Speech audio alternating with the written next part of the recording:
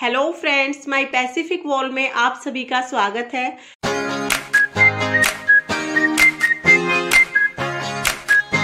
Friends, आज की video में मैं आपको हरियाली तीज के व्रत की पूजा विधि बताऊंगी। अगर आपने व्रत नहीं भी किया है तो भी आप मेहंदी जरूर लगाएं और हरे रंग की चूड़ियां जरूर पहने, क्योंकि हरियाली तीज पर मेहंदी और हरे रंग की चूड़ियों का विशेष महत्व होता है।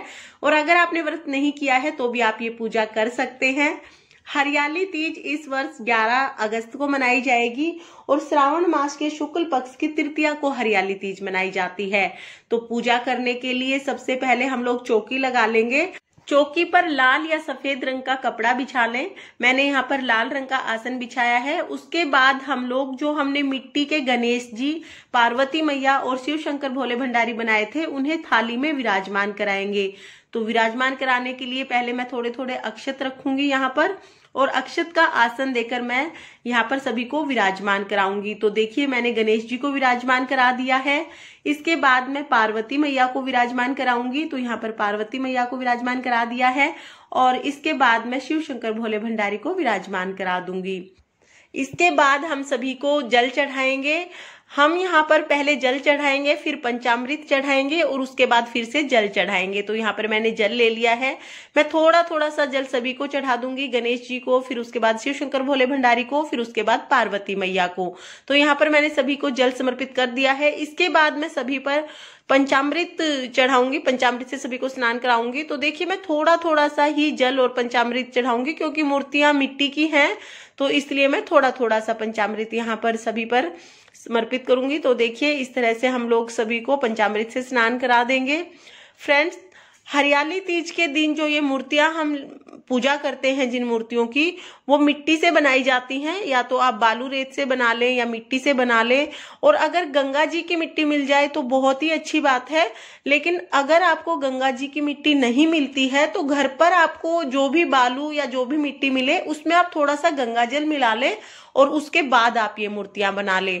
मूर्तियों की कोई प्रॉपर आकृति देने की भी जरूरत नहीं होती है। आप गोल आकृति की भी तीनों मूर्तियां बना सकते हैं, और एक को गणेश जी, एक को शिव शंकर भोले भंडारी और एक को पार्वती मैया मानकर उनकी पूजा कर सकते हैं। आकृति आप कोई भी दे सकते हैं यहाँ पर, बस आपको इन तीनों की पूजा करनी है।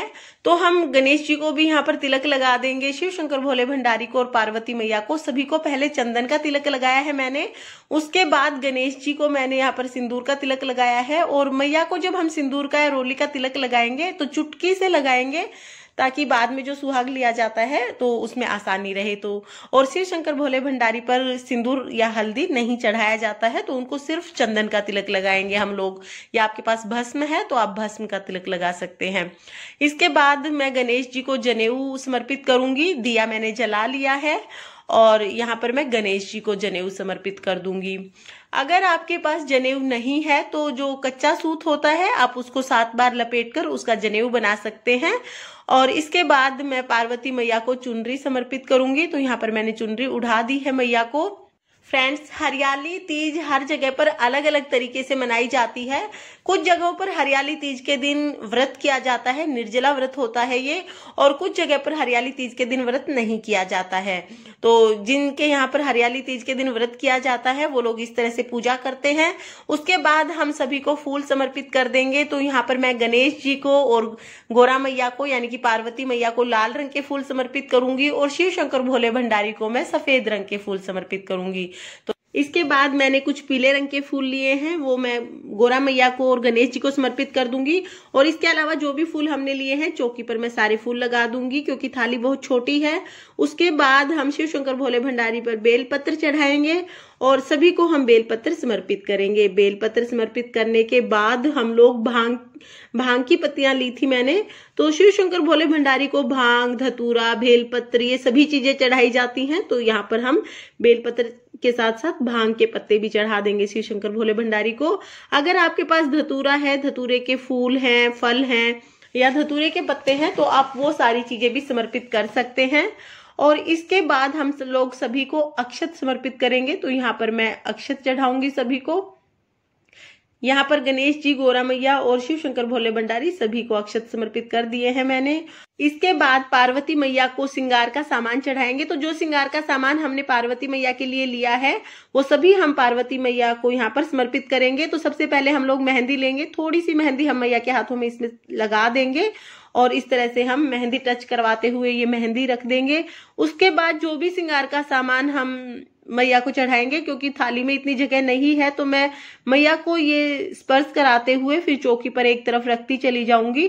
जो भी श्रृंगार की चीजें हमने ली हैं वो एक बार मैया को छुआते हुए फिर हम चौकी पर ही रख देंगे।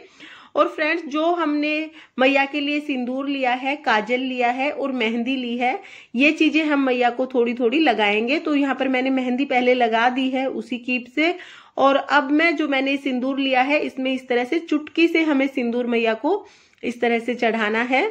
तो देखिए इस तरह से हम सिंदूर चढ़ा देंगे।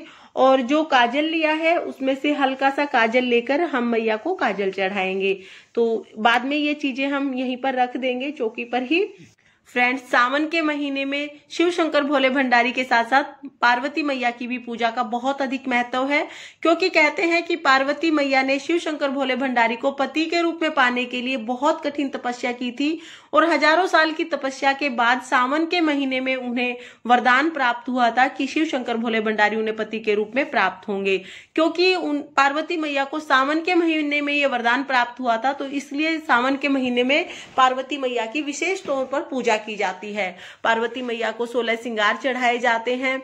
कवारी लड़कियां अच्छा घर वर पाने के लिए पार्वती मैया की पूजा करती हैं और शादीशुदा औरतें अपने अटल सुहाग के लिए और अपने पति के अच्छे स्वास्थ्य के लिए पार्वती मैया की पूजा करते हैं। तो इस तरह से सावन के महीने में पार्वती मैया की पूजा का बहुत अधिक महत्व होता है। फ्रेंड्स, हरियाली तीज का व्रत निर्जला व्रत किया जाता है, लेकिन अगर आपको कोई स्वास्थ्य संबंधी परेशानी है तो आप फलाहार ले सकती हैं। इसके बाद हम लोग सभी को जल समर्पित कर देंगे। तो यहाँ पर मैंने जल रख दिया है। उसके बाद हम लोग सबको भोग समर्पित करेंगे। तो भोग के लिए यहाँ पर मैंने पूरी और हलवा लिया है।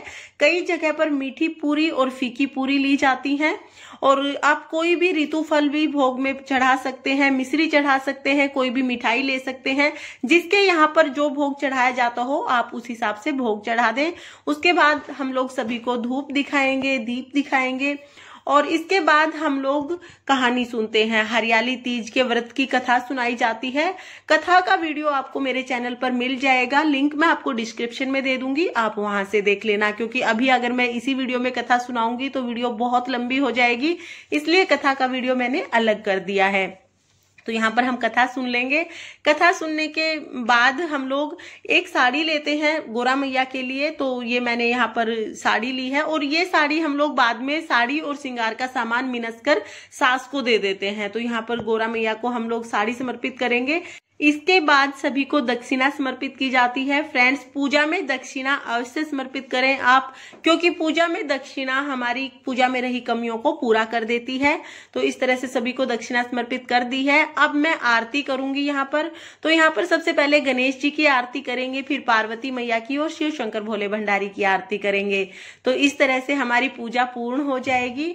फ्रेंड्स, जैसा कि मैंने आपको बताया, जो हमने ये साड़ी ली है, ये साड़ी हम लेंगे और ये श्रृंगार का सामान लेंगे और इसके साथ ही जो हमने प्रसाद चढ़ाया है, भोग प्रसाद, पूड़े, पूरी, हलवा, जो भी चीज हमने चढ़ाई है उसमें से आधा हम लोग इस पे साड़ी पे रखेंगे और अपनी सास को, जिठानी को या ननद को हम लोग पैर छूकर दे देंगे। तो इस तरह से हरियाली तीज व्रत की पूजा की जाती है।